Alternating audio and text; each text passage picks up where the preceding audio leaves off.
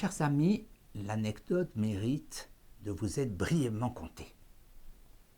Récemment, lors d'une conférence à la Banque de France, en présence de certains des plus grands historiens français, et traitant du marché des idées au XIXe siècle, j'ai cité maintes fois l'immense Frédéric Bastiat que vous voyez sur cette cravate, car il y a des cravates au nom de Frédéric Bastiat.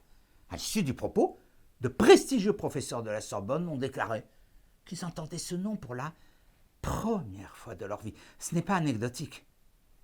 Un des plus grands penseurs de toute l'analyse économique, il a des cravates à son effigie, l'un des 3 économistes les plus lus, admirés, commentés aux États-Unis, est un inconnu en France, malgré les efforts déployés par quelques-uns d'entre nous. Pire, peut-être à force de le lire et de le travailler, on imagine que ça paraît reconnu dans les histoires de la pensée économique. Or, elle a régressé sur le dernier demi-siècle. Quand j'étais étudiant, on me parlait encore de Bastiat. Et le fait le plus extraordinaire, c'est que lorsqu'on fait le bilan de son œuvre, celui-ci est étonnant, et pas toujours par les points d'entrée habituellement décrits.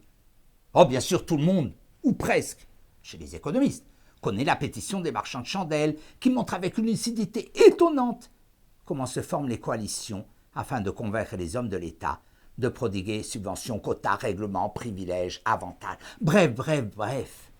Je n'irai pas plus loin sur cet auteur majeur, parce que mon ami Damien Tellier va vous proposer 2 dizaines de séquences sur Frédéric Bastiat.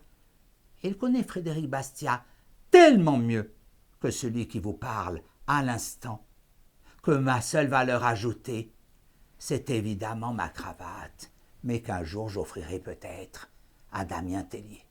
Je vous remercie de m'avoir écouté et surtout, reportez-vous vers les séquences où Damien Tellier vous explique l'extraordinaire fécondité et richesse de Frédéric Bastiat, représenté sur la cravate. Merci, chers amis.